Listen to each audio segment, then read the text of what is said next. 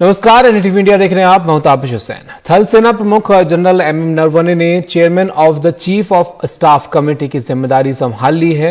सेना के तीनों अंगों के चीफ में से जो वरिष्ठ होता है उसे जिम्मेदारी दी जाती है। पहले जिम्मेदारी सीडीएस जनरल बिपिन रावत के पास थी, लेकिन बुधवार को हेलीकॉप्टर हादसे में जनरल रावत की मौत के बाद तीनों चीफ में सीनियर मोस्ट होने की वजह से जनरल नरवणे को यह जिम्मेदारी मिली है। सेना के बाकी दोनों अंगों के चीफ वायुसेना प्रमुख air chief marshal V R. Chaudhary और नौसेना प्रमुख आर. हरि कुमार इनसे जूनियर हैं, इसलिए दोनों ये पद संभाल नहीं सकते हैं। जबकि सरकार ने दिसंबर 2019 में पहले सीडीएस पद के जनरल रावत के नाम का ऐलान किया था, तो पद सीडीएस के साथ साथ जनरल बिपिन रावत के पास चला गया था।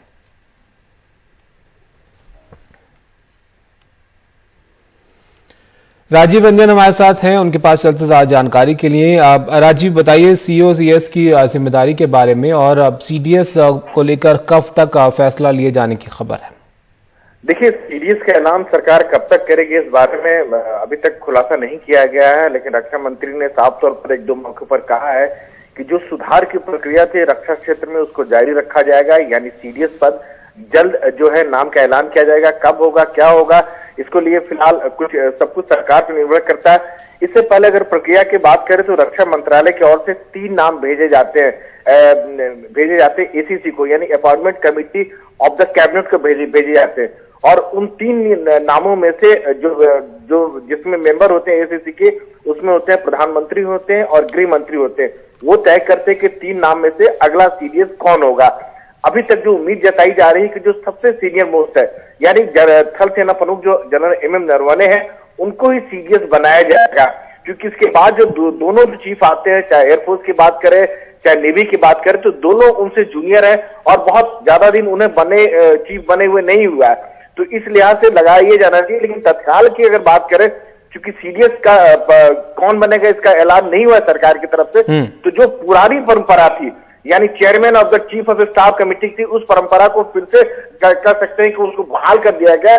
उसके मुताबिक तीनों चीफ में से जो सीनियर मोस्ट होता था उसको ये जिम्मेदारी ऑटोमेटिक मिल जाती थी, ताकि तीनों सेनाओं के बीच का जो कामकाज है और जो बाकी चीजें हैं वो बेहतर तरीके से कर सके, कामकाज न रुके। सेनाओं के बीच में तालमेल की बात है, जहां जरूरत की बात है, हथियारों को खरीद की बात है, प्रोसेस की बात है, तो ये सारी चीजें पहले की तरह होता रहे। तो ये पुरानी प्रक्रिया है जिसको फिर से एक सीनियर मोस्ट जो होता था तीनों चीफ में से, उसे ऑटोमेटिक मिल जाया करता था। तो इसके तहत जो है जनरल एमएम नरवणे को ये जिम्मेदारी पुरानी परंपरा के तहत मिल गई है, क्योंकि अभी सीडीएस हमारे पास नहीं है। जी शुक्रिया राजीव आपका सब जानकारी के लिए। गृह राज्य मंत्री अजय मिश्रा टेनी बुधवार को पत्रकारों के सवाल पूछने पर बिफर पड़े और उन्हें गालियां दी और चोर कहा। दरअसल लखीमपुर मामले की जांच करने वाली एसआईटी ने उनके बेटे को किसानों की हत्या के लिए जिम्मेदार ठहराया है और पत्रकारों ने इसी मुद्दे पर उनसे सवाल किया था, जिससे वो भड़क गए और पत्रकारों के साथ धक्का मुक्की भी की। 3 अक्टूबर को लखीमपुर में किसान थार से कुचलकर मारे गए थे। गृह राज्य मंत्री अजय मिश्रा के मातहत आने वाली पुलिस की एसआईटी ने उनके बेटे आशीष मिश्रा को इन हत्याओं के लिए दोषी बताया है। इस पे सवाल करने पे मंत्री भड़क गए और वो सब कहने लगे जो हमें बीप कर सुनाना पड़ रहा है। मंत्री जी, आपके बेटे पर जो और धाराएं लग गई हैं उस पर क्या कहेंगे? उस काम के बारे में बात करो कि धाराओं के नहीं, जो एसआईटी नहीं जानती। ऐसा है, ठीक है, सवाल मत करा करो। दिमाग खराब है क्या? है चलो चीजें बंद कर देंगे। अरे कौन बंद कर दे? ऐसे यही हमारे मीडिया वाले हैं ना, यही उन्होंने एक निर्दोष आदमी के लिए बनाया। लखीमपुर कांड में गृह राज्य मंत्री अजय मिश्रा के बेटे आशीष मिश्र समेत 13 आरोपी हैं। इस थार कांड के बाद पुलिस ने उन पर लापरवाही से गाड़ी चलाकर कांड करने की दफा में मुकदमा दर्ज किया था। सोमवार को एसआईटी ने अदालत में एक अर्जी देकर कहा कि अभियुक्त गणों द्वारा यह आपराधिक कृत्य को लापरवाही एवं उपेक्षा से नहीं, बल्कि जानबूझकर पूर्व से सुनियोजित योजना के अनुसार जान से मारने की नियत से कारित किया गया है, जिससे 5 लोगों की मृत्यु हुई है। ऐसे में एसआईटी ने अदालत से गुजारिश की थी कि चूंकि जांच में हत्या करना साबित हुआ है, इसलिए लापरवाही से गाड़ी चलाने की दफा हटाकर दफा 307, 326 और दफा 34 लगाने की इजाजत दी जाए। पत्रकार ने मंत्री अजय मिश्र से इसी पे रिएक्शन मांगा था, जिस पे वो आग बबूला हो गए। मंत्री जी, आपके बेटे पर जो और धाराएं लग गई हैं उस पर क्या काम है उस काम के बारे में बात होती है, धाराओं के बारे में नहीं जो SIT नहीं जानती। ऐसा है, बेवकूफी के सवाल मत करा करो। दिमाग खराब है क्या? है चलो चीजें बात कर देख ले। अरे कमर बंद कर दे ऐसे। यही जो हमारे मीडिया वाले हैं ना, यही उन्होंने एक निर्दोष आदमी के लिए बनाया। गृह राज्य मंत्री अजय मिश्रा पे लखीमपुर में जिस पत्रकार से बदसलूकी का आरोप है, उसने मीडिया को अपनी आपबीती सुनाई। आज OL के शिशु चिकित्सालय में केंद्रीय गृह राज्य मंत्री ऑक्सीजन प्लांट का उद्घाटन करने गए थे। हमारे द्वारा जब प्रश्न किया गया ऑक्सीजन प्लांट के ऊपर, उसके बाद हमने ये प्रश्न किया कि आपके बेटे पर अन्य धाराएं बढ़ गई, क्या कहना है। तो इस बात पर भड़क गए मंत्री जी। बताया कि अब तक चार्जशीट तो नहीं लग गई, बेवकूफ़ हो क्या, तमीज़ नहीं है, इस तरीके से डांटते हुए। और मोबाइल भी हमारे साथियों का और जी न्यूज़ कैमरामैन थे, उनका मोबाइल छीन लिया, जो कि अभी तक उनके कब्जे में है। मीडिया को भी भली बुरी बातें उन्होंने कही। इस तरीके से बिहेव उनका अच्छा नहीं रहा। कहा तो यही जाता है कि नेता को अपने गुस्से के ऊपर भी काबू रखना चाहिए और अपनी भाषा पे भी बहुत संयम, क्योंकि गृह राज्य मंत्री का ये वीडियो वायरल होने के बाद आमतौर पे लोगों का ख्याल यही है कि उनकी इस भाषा और उनके इस आचरण से केंद्र सरकार की छवि बहुत खराब हुई है और उनकी बर्खास्तगी के लिए सरकार पे दबाव और बढ़ा है। लखीमपुर खीरी में प्रतीक और कैमरामैन विनीत कुमार वर्मा के साथ कमाल खान, NDTV इंडिया। लखीमपुर खीरी संसद में सरकार और विपक्ष के टकराव का नया मुद्दा बन गया है। विपक्ष SIT की रिपोर्ट के बाद गृह राज्य मंत्री अजय मिश्रा के इस्तीफे की मांग पर अड़ा है। SIT की रिपोर्ट में साजिश के तहत किसानों की हत्या की बात कही गई है। वहीं सरकार अब भी गृह राज्य मंत्री के साथ खड़ी हुई है। आप प्रश्नकाल चलने देंगे तो मैं आपको इसे उठाने की इजाजत दूंगा। चर्चा और संवाद कराना चाहता हूं। ये सदन स्वस्थ चर्चा करने का सदन है। मेरा आपसे आग्रह है। बुधवार को लखीमपुर केस संसद भवन में भी गूंजा। लोकसभा में राहुल गांधी ने इस मामले में काम रोको नोटिस दिया, जिसे स्पीकर ने खारिज कर दिया। विपक्ष की सीधी मांग है कि SIT रिपोर्ट के बाद केंद्रीय राज्य मंत्री अजय मिश्रा तत्काल इस्तीफा दें। ये कोई रैंडम इवेंट नहीं था, कंस्पिरेसी था और काफी ऑब्वियस है कि कंस्पिरेसी किसने की और कैसे की। हम डिस्कशन करना चाहते हैं पार्लियामेंट हाउस में, हम मंत्री जी का इस्तीफा चाहते हैं, मगर सरकार नहीं करने दे रही है। आपको लगता है कि इस रिपोर्ट के बाद अब सरकार इस पर एक्शन लेगी और आप लोगों की जो मांग है लगातार कि मिनिस्टर को रेजिग्नेशन देना चाहिए, वो होगा? वो तो हम दबाव डालेंगे तो होगा। That is in matter is in the court and Lakhimpur Kheri मामला कोर्ट में सब जुडिस है, इस पर संसद में चर्चा नहीं हो सकती। You want to influence by discussing the probe? We don't want that. Lakhimpur Kheri हिंसा मामले पर तृणमूल कांग्रेस की सांसद सुष्मिता देव के स्थगन प्रस्ताव के नोटिस को खारिज कर दिया। क्या सरकार SIT की रिपोर्ट को जरा भी तवज्जो नहीं देती? क्या यह बात भूली जा सकती है कि गृह राज्य मंत्री अजय मिश्रा के बेटे को गिरफ्तार करने में पुलिस ने कितना वक्त लिया? कहते हैं न्याय होना ही नहीं चाहिए, होता हुआ दिखना भी चाहिए।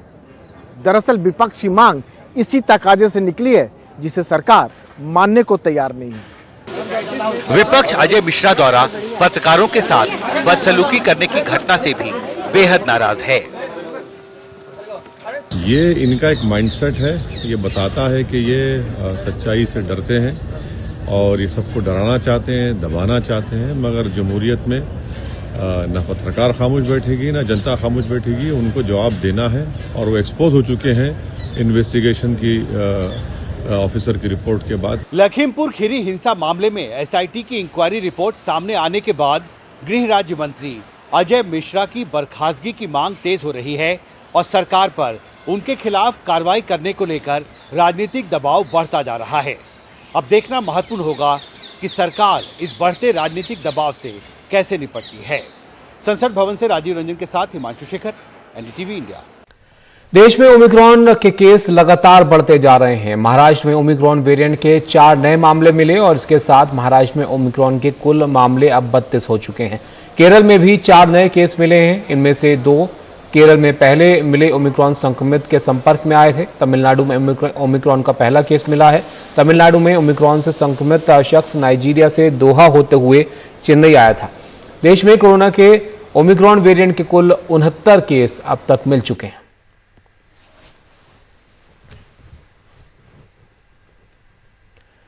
कोरोना वायरस के इस नए वेरिएंट ओमिक्रॉन के खिलाफ क्या लगाए जा रहे टीके कारगर हैं? डेटा के आधार पर अब इसको भी परखा जा रहा है और देखा जा रहा है कि ये कितने कारगर हैं। एक संभावना इस बात की भी है कि नए बनते हालात में हमारा टीका बेअसर हो जाए। ओमिक्रॉन से बन रहे खतरे की ओर ये एक बड़ा इशारा है। भारत में लग रहे टीकों को भी इस नए वेरिएंट के खिलाफ जांचने परखने की कवायद शुरू हो गई है। टीके की क्षमता को लेकर संदेह है, एक तरफ खास तौर पर मौजूदा वेरिएंट को लेकर, और बेशक इसे दूर करने में या इसको ठीक ठीक पहचानने में समय है। अब तक के डेटा के आधार पर ओमिक्रॉन के स्पाइक प्रोटीन में ही बदलाव हुआ है और चिंता इस बात को लेकर है कि अगर स्पाइक प्रोटीन बिल्कुल बदल जाए तो संभव है कि ज्यादातर टीकों से शरीर में बन रहे एंटीबॉडी उसको पहचान ही न पाए। वो वैक्सीन है, वो होल विरियान है, पूरे वायरस के अगेंस्ट एंटीबॉडीज बना रहा है। यह जो है थ्योरेटिकली अगर हम कहें तो संभावना इसकी है कि ये बेटर वर्क करेगा अगर स्पाइक प्रोटीन में चेंज हो जाते हैं। जो कोविशील्ड है वह भी जो है ये एंटीबॉडीज बनाता है अगेंस्ट स्पाइक प्रोटीन, और ये जितने जो म्यूटेशंस हुए हैं, जो नया वेरिएंट आया है उसमें स्पाइक प्रोटीन में ही चेंजेस है।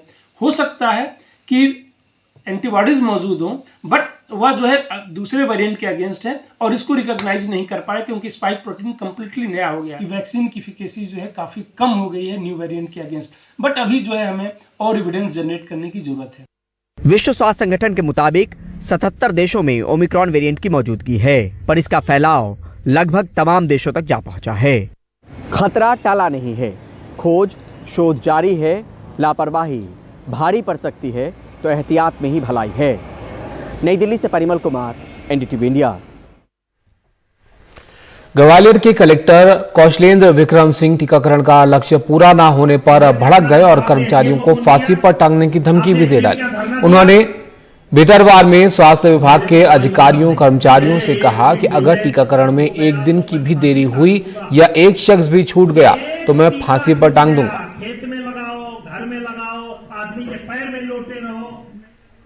मुझे एक भी डिले अगर हो गया तो मैं फांसी टांग दूंगा।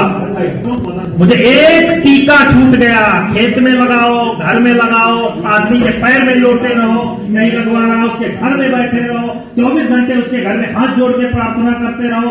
आई डोंट बता, मुझे पूरे के पूरे टीके चाहिए।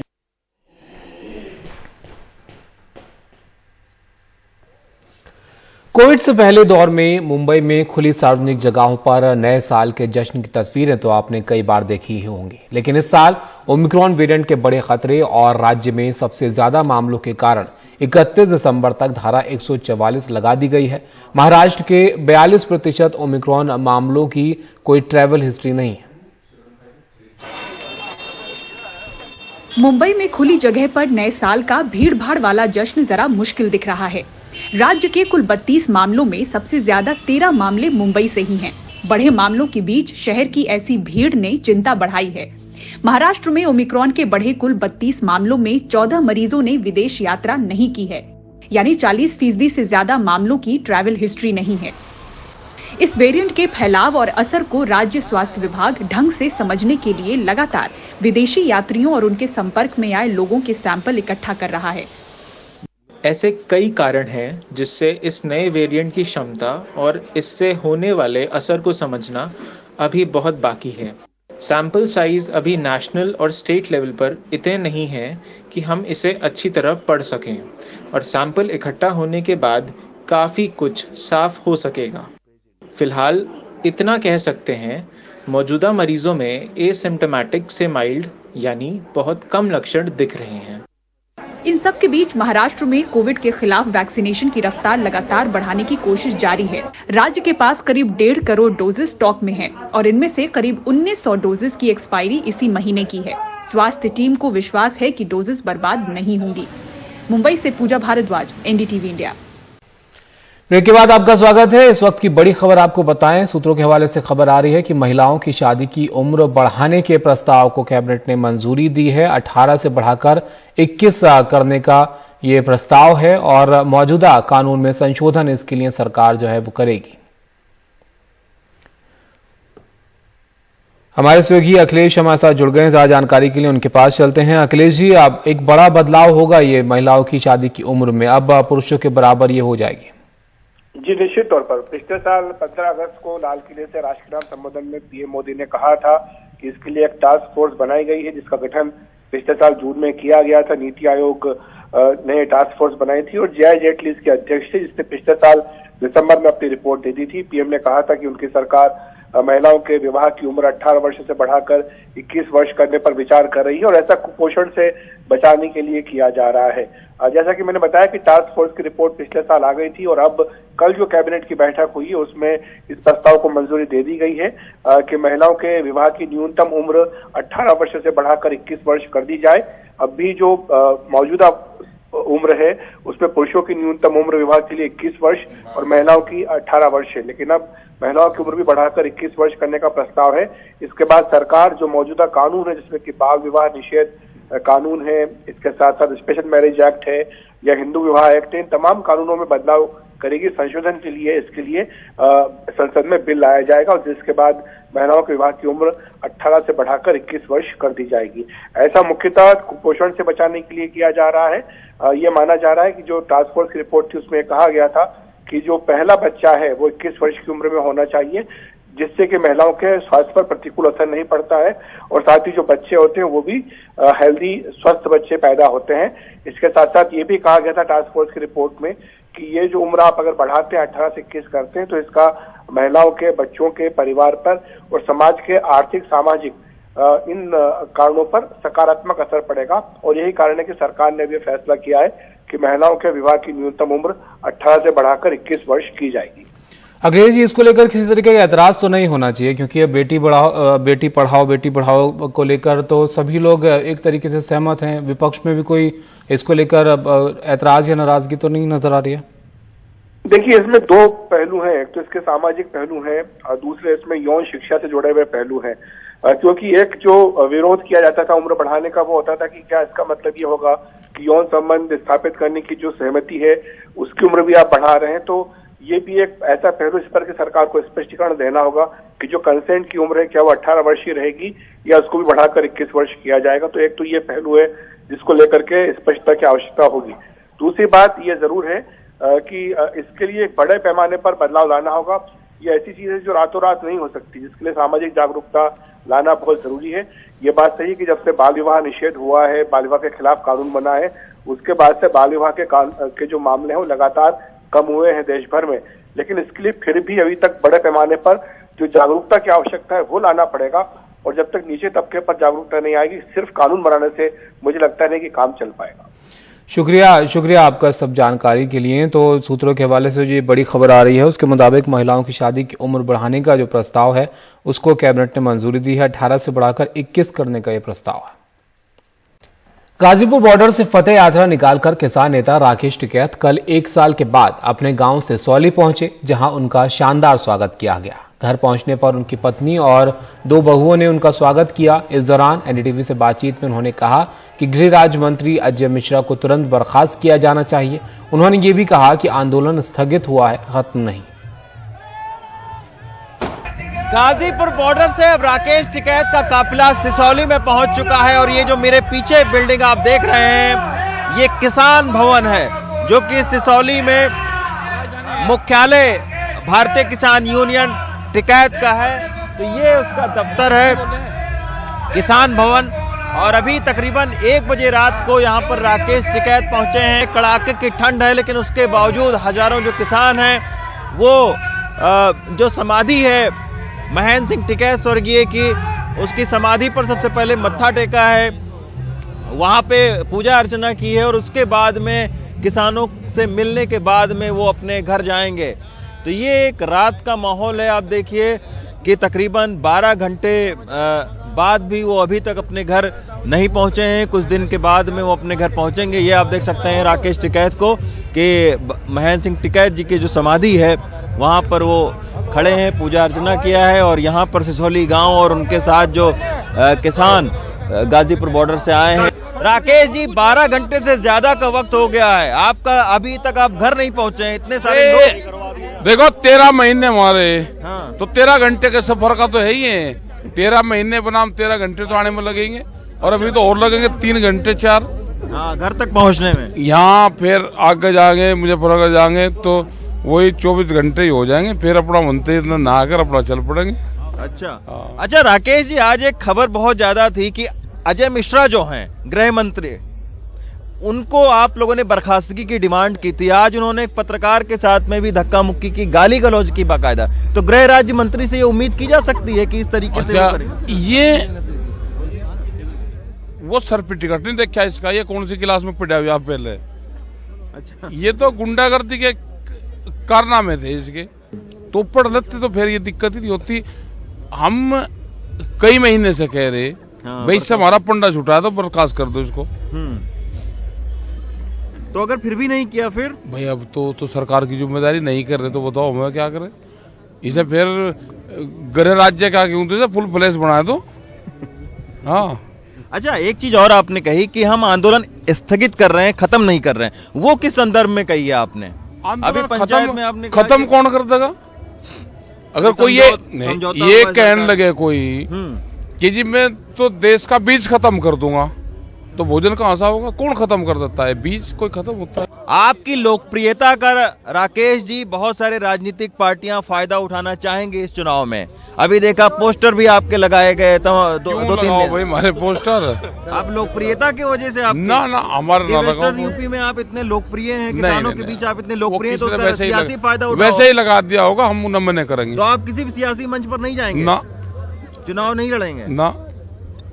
तो ये राकेश टिकैत जी हैं जो आप देख सकते हैं किसान भवन पर। यहाँ पर अभी भी हजारों किसान मौजूद हैं। रात को 1 बज रहा है, कड़ाके की ठंड है, लेकिन उसके बावजूद राकेश टिकैत ये कह रहे हैं कि उनकी लोकप्रियता का और वो खुद इसका कोई सियासी जो है वो इस्तेमाल नहीं करेंगे, बल्कि किसानों के हित में लड़ाई लड़ते रहेंगे। सिसौली से प्रेम सिंह के साथ रवीश रंजन शुक्ला, एनडीटीवी इंडिया। नमस्कार, गुड मॉर्निंग इंडिया के इस खास शो में आपका बहुत बहुत स्वागत है। मैं हूं आपके साथ जया कौशिक। इस वक्त की बड़ी खबर आपको बता दें, जो कि सूत्रों के हवाले से आ रही है कि कैबिनेट ने महिलाओं की शादी की उम्र 18 से बढ़ाकर 21 करने के प्रस्ताव को मंजूरी दे दी है। सूत्रों के मुताबिक मौजूदा कानून में सरकार संशोधन करेगी। पिछले साल ही आपको बता दें 15 अगस्त के मौके पर प्रधानमंत्री ने इसका उल्लेख भी किया था। उन्होंने कहा था कि बेटियों को कुपोषण से बचाने के लिए ये जरूरी है कि उनका विवाह उचित समय पर हो। अभी पुरुषों की विवाह की न्यूनतम उम्र 21 और महिलाओं की 18 है। अब सरकार इसे मूर्त रूप देने जा रही है और बाल विवाह निषेध कानून, स्पेशल मैरिज एक्ट और हिंदू मैरिज एक्ट में संशोधन लेकर आएगी। अखिलेश शर्मा हमारे वरिष्ठ सहयोगी हमारे साथ जुड़ रहे हैं इस पर ज्यादा जानकारियों के साथ। अखिलेश, ये एक बहुत बड़ा कदम होगा सरकार अगर उठाती है, लेकिन सरकार को कहीं ना कहीं से लागू करने से पहले एक तरह का जागरूकता अभियान बड़े पैमाने पर उठाने की जरूरत होगी, ये बताने के लिए कि इससे लाभ क्या होगा, महिलाओं के जीवन में क्या फर्क आएगा और परिवारों में भी क्या फर्क आ जाएगा। देखिए, कल जो कैबिनेट की बैठक हुई है उसमें इस प्रस्ताव को मंजूरी दे दी गई है। पिछले साल 15 अगस्त को प्रधानमंत्री नरेंद्र मोदी ने लाल किले से राष्ट्र के नाम अपने संबोधन में इसका ऐलान किया था। उन्होंने कहा था कि इस पर काम हो रहा है। पिछले साल ही जून में नीति आयोग ने एक टास्क फोर्स बनाई थी जिसमें कि जया जेटली उसकी अध्यक्ष थी, वीके पॉल इसके सदस्य थे और तमाम जो मंत्रालय हैं इस मुद्दे से जुड़े हुए उनके सचिव भी इसके सदस्य थे। पिछले साल दिसंबर में इस टास्क फोर्स ने अपनी रिपोर्ट सौंप दी थी और उसके बाद अब पूरे 1 साल बाद सरकार ने इस दिशा में आगे बढ़ने करने का फैसला किया है। जो कल कैबिनेट ने प्रस्ताव मंजूर किया है उसके बाद स्पेशल मैरिज एक्ट हो या जो बाल विवाह निषेध कानून है या हिंदू मैरिज एक्ट है, इन तमाम कानूनों में संशोधन के लिए एक बिल लाया जाएगा। माना जा रहा है कि इसी मौजूदा शीतकालीन सत्र में ही इस बिल को पेश किया जाएगा, जिसके बाद महिलाओं के विवाह की न्यूनतम उम्र 18 से बढ़ाकर 21 वर्ष कर दी जाएगी। ये सभी धर्मों पर समान रूप से लागू होगा, ऐसा सरकार के सूत्रों की ओर से कहा गया है। लेकिन इसमें एक जो ग्रे एरिया है जिसके बारे में अभी स्पष्टता नहीं है, वो है यौन संबंध स्थापित करने की ऐच्छिक जो उम्र है वो क्या 18 वर्ष ही रहेगी या उसको भी बढ़ाकर 21 वर्ष किया जाएगा। ये भी एक कानूनी पेच, इस पर की भी स्पष्टता होनी बाकी है। सरकार का मानना है कि इससे महिलाओं के स्वास्थ्य पर सकारात्मक असर पड़ेगा। सरकार की कोशिश ये रहेगी, टास्क फोर्स ने भी कहा था कि जो पहला बच्चा है वो 21 वर्ष की उम्र में होना चाहिए, जिससे कि जच्चा और बच्चा दोनों का स्वास्थ्य ठीक रहता है। तो इसीलिए यह फैसला किया गया है। हालांकि जैसा आपने पूछा है प्रश्न में, यह एक बड़ी चुनौती रहेगी क्योंकि बाल विवाह कानून भी रोकने के लिए लंबे समय से है, लेकिन इसके बावजूद भी तमाम इलाकों से बाल विवाह के मामले सामने आते हैं। तो ऐसे में सामाजिक जागरूकता बढ़ाना भी बेहद जरूरी है। और ऐसे समाज में जहां पर कि महिलाओं को अब भी एक बड़े तबके में जो है लेकर के एक अलग तरह की राय रहती है, ऐसे में जागरूकता लाए बिना मुझे लगता नहीं है कि इस कानून को अमली जामा पहनाया जा सकेगा। अखिलेश, इस कानून को कब तक अमली जामा पहनाने की बात हो सकती है? कैबिनेट ने अगर इसको मंजूरी दे दी है तो? जैसा मैंने कहा है कि इसी शीतकालीन सत्र में सरकार का प्रयास होगा कि इसी शीतकालीन सत्र में तमाम जो संशोधन है अलग अलग कानूनों में उनको करा लिया जाए। हाँ। जिसके बाद जल्दी ही इसको मूर्त रूप दे दिया जाएगा। इस पर जो चर्चा की बात थी, सरकार का यह मानना है कि तमाम स्टेक होल्डर से इस पर चर्चा काफी लंबे समय से हो रही है। वो चाहे विधि आयोग हो या अन्य मंत्रालयों के विचार विमर्श हो, सब में ये एक आम राय बनती हुई दिखी थी कि महिलाओं के स्वास्थ्य को अगर अच्छा करना है तो उसके लिए जरूरी है। इसमें दूसरा पहलू यह है जया, ये लेकर के कहा जाता है कि क्या ये जनसंख्या नियंत्रण के लिए है, तो इस पर टास्क फोर्स का कहना है कि जनसंख्या नियंत्रण वैसे भी स्थिति काफी अच्छी हो रही है। TFR जो है वो भारत का घटा है और ऐसे में ये इसको जनसंख्या नियंत्रण से जोड़ना ठीक नहीं होगा। जी, बहुत बहुत शुक्रिया अखिलेश इस पूरी जानकारी के लिए। अगली खबर आपको बता दें, थल सेना प्रमुख जनरल MM नरवणे ने चेयरमैन ऑफ द चीफ की जिम्मेदारी संभाल ली है। सेना के तीनों अंगों में चीफ में से जो वरिष्ठ होता है उसे ये जिम्मेदारी दी जाती है। पहले ये जिम्मेदारी CDS जनरल बिपिन रावत के पास थी, लेकिन बुधवार को हेलीकॉप्टर हादसे में जनरल रावत की मौत के बाद तीनों चीफ में जो सीनियर पोस्ट होने की वजह से जनरल नरवणे को यह जिम्मेदारी मिली है। और इस वक्त हमारे सहयोगी राजीव रंजन हमारे साथ है। राजीव, तीनों सेनाओं में कहीं ना कहीं तालमेल जो बिठाने की एक जिम्मेदारी CDS के पास थी, अब जो चीफ ऑफ स्टाफ चेयरमैन जो बनाए गए हैं जनरल नरवणे, किस तरह से वो काम CDS से अलग होता है, थोड़ा बताएं। आपको ये बता दें कि जब सरकार ने 2019 में जब इस बात का ऐलान किया कि अब परमानेंट जो है CDS पद बना दिया जाएगा, तो ये जिम्मेदारी जो है चेयरमैन चीफ स्टाफ कमेटी की जिम्मेदारी जो CDS के पास चली गई। क्योंकि अब CDS का पद फिलहाल खाली है। बुधवार को हेलीकॉप्टर हादसे में जनरल रावत की मौत हो गई थी। उसके बाद ये जो पुरानी जो परंपरा है, पुरानी परंपरा में ये होता था कि तीनों चीफ में से जो सीनियर मोस्ट होते थे, जो हालांकि ये पद रोटेट होता था बार बार, जो सीनियर मोस्ट होते थे उनके पास ये पद चला जाता था चीफ ऑफ स्टाफ कमेटी के चेयरमैन के पास, ताकि जो तीनों सेनाओं के बीच बेहतर तालमेल हो सके, हथियारों की खरीद होनी या जो भी कामकाज हो जिसमें तीनों सेना के अंग जुड़े हुए होते हैं, वो पद ज्यादा देर तक नहीं खाली रह सकता है। तो इसी कारण क्योंकि तीनों चीफ में से सबसे जो सीनियर मोस्ट है वो जनरल नरवणे है, तो ये पद उनके पास सीधे तौर पर चला गया ताकि सेना के बीच का कामकाज बेहतर हो सके। अब इससे अंदाजा ये भी लगाया जा सकता है कि अगले CDS का के जो दावे किए, जहां तक पद की बात है, सरकार कब ऐलान करती नहीं करती तो बात की बात है, लेकिन जनरल नरवणे ही होंगे, इस बात को आप अंदाजा लगा सकते हैं। हालांकि अंतिम फैसला सरकार का होगा। रक्षा मंत्रालय अपने ओर से 3 नाम भेजेगी, उसे प्रधानमंत्री और गृह मंत्री तय करेंगे कि अगला CDS कौन होगा। जी, बहुत बहुत शुक्रिया राजीव इस पूरी जानकारी के लिए आपका। और बात करते हैं कोरोना के वेरिएंट ओमिक्रॉन की। देश में केस लगातार बढ़ते चले जा रहे हैं। महाराष्ट्र की अगर बात करें तो ओमिक्रॉन वेरिएंट के 4 नए केस मिले हैं और इसके साथ ही महाराष्ट्र में ओमिक्रॉन के कुल केस 32 हो चुके हैं। केरल में 4 नए केस मिले हैं, इनमें से 2 केरल में पहले मिले और ओमिक्रॉन संक्रमित के वो संपर्क में आए थे। तमिलनाडु में भी ओमिक्रॉन का पहला केस मिल चुका है। तमिलनाडु में ओमिक्रॉन से संक्रमित शख्स नाइजीरिया से दोहा होते हुए चेन्नई आया था। देश में कोरोना के ओमिक्रॉन वेरिएंट के कुल 69 केस अब तक दर्ज किए जा चुके हैं।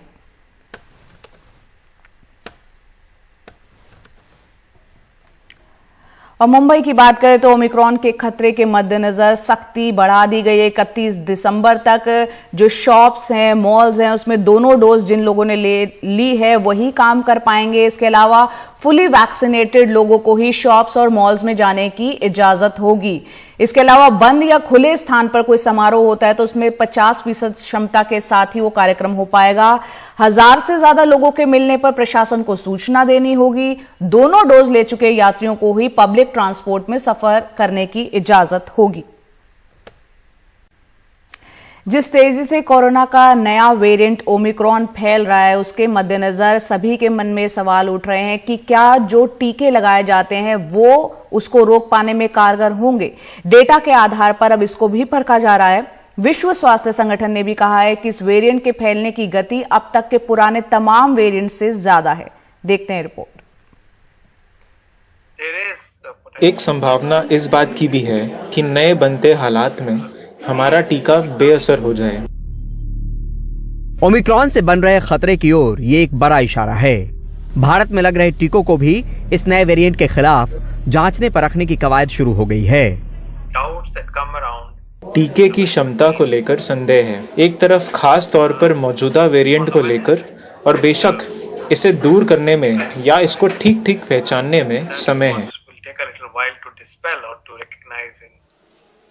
अब तक के डेटा के आधार पर ओमिक्रॉन के स्पाइक प्रोटीन में ही बदलाव हुआ है और चिंता इस बात को लेकर है कि अगर स्पाइक प्रोटीन बिल्कुल बदल जाए तो संभव है कि ज्यादातर टीकों से शरीर में बन रहे एंटीबॉडी उसको पहचान ही न पाए। वो वैक्सीन है, वो होल विरियान है, पूरे वायरस के अगेंस्ट एंटीबॉडीज बना रहा है।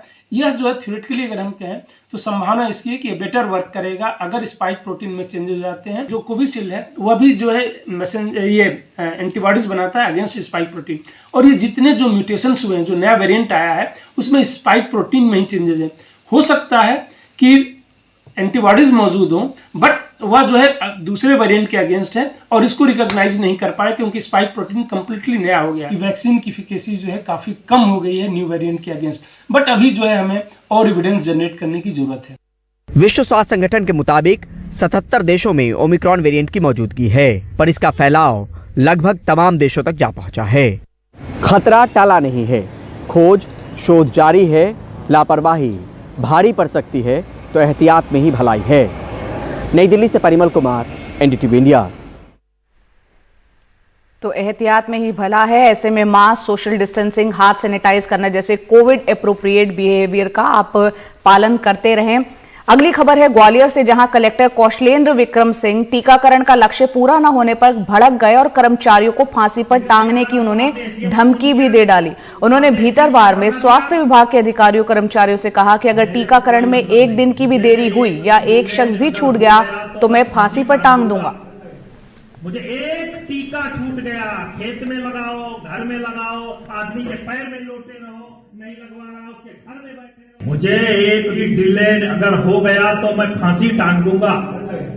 मुझे एक टीका छूट गया, खेत में लगाओ, घर में लगाओ, आदमी के पैर में लोटे रहो, नहीं लगवा रहा उसके घर में बैठे रहो, 24 घंटे उसके घर में हाथ जोड़ के प्रार्थना करते रहो। आई डोंट बदर, मुझे पूरे के पूरे टीके चाहिए। और अब बात करते हैं महंगाई की। कोरोना के खतरे के बीच जनता महंगाई की मार झेल रही है। थोक महंगाई दर ने 12 साल का रिकॉर्ड तोड़ दिया है। आंकड़ों की अगर बात करें तो महंगाई लगातार 10% से ऊपर है, जो नवंबर में 14.23% तक पहुंच गई। थोक महंगाई दर बढ़ने का सीधा सीधा मतलब यह है कि सामान की लागत का बढ़ जाना। आइए देखते हैं हमारे सहयोगी सौरभ शुक्ला की रिपोर्ट। 22 साल के नरेश दिल्ली में रेडी लगाकर पराठे बनाते हैं। 1000 रुपए प्रति सिलेंडर पहुंच रही गैस की कीमत और 200 रुपए लीटर पहुंच चुके सरसों के तेल के दाम से नरेश बेहद परेशान है।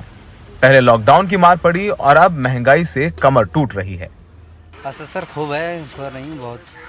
पिछले लॉकडाउन में घर चले गए थे, अब 3 महीने में आए थे, फिर 3 महीने के बाद गांव में भी कर्जा हो गया था, खाया तो कर्जा हो गया था। घर में कहाँ से आता खाने को, यहाँ डेली कमाते हैं डेली खाते हैं। सिलेंडर के दाम लगभग 1000 रुपए के करीब पहुंच गए हैं। सरसों का तेल कितने में ले रहे हैं? सरसों का 200 रुपये लीटर है और रिफाइंड फॉर्चून 160 रुपए की है। आमदनी कोई नहीं बढ़ी है। आमदनी नहीं बढ़ी? नहीं। तनख्वाह तो नहीं काट ली? और लॉकडाउन में नहीं। तो आमदनी नहीं बढ़ी लेकिन खर्चे बढ़ गए। अब इतना महंगाई रहेगी तो आदमी खाने के लिए लालच पड़ेंगे। अच्छा। हाँ।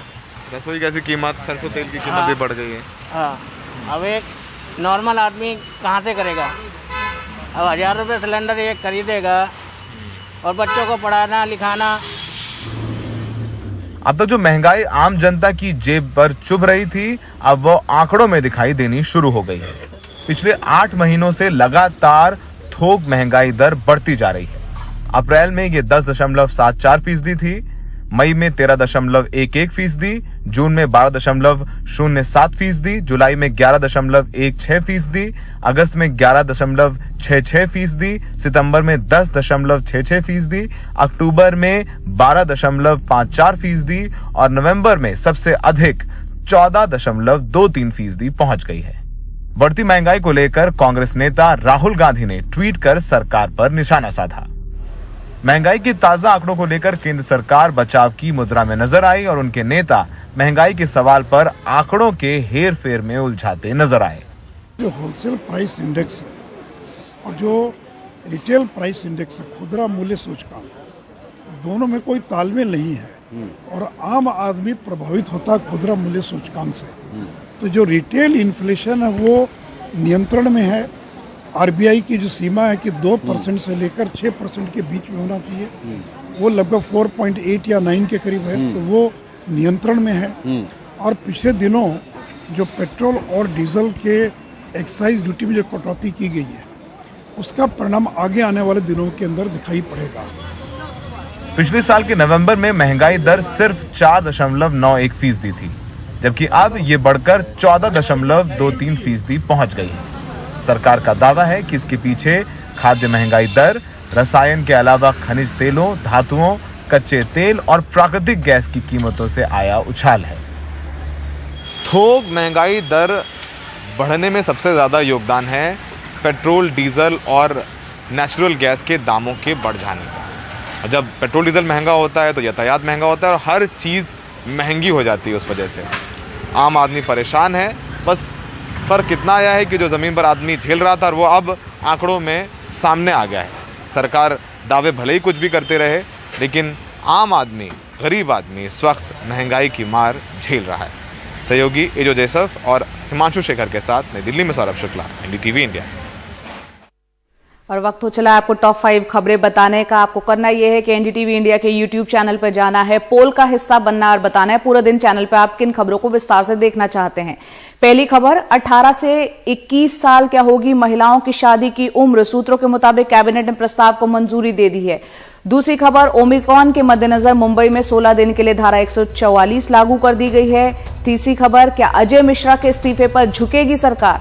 चौथी खबर, आधार को वोटर आईडी से जोड़ने की कवायद हो रही है। और पांचवी और आखिरी खबर, सरकारी बैंकों में आज और कल हड़ताल।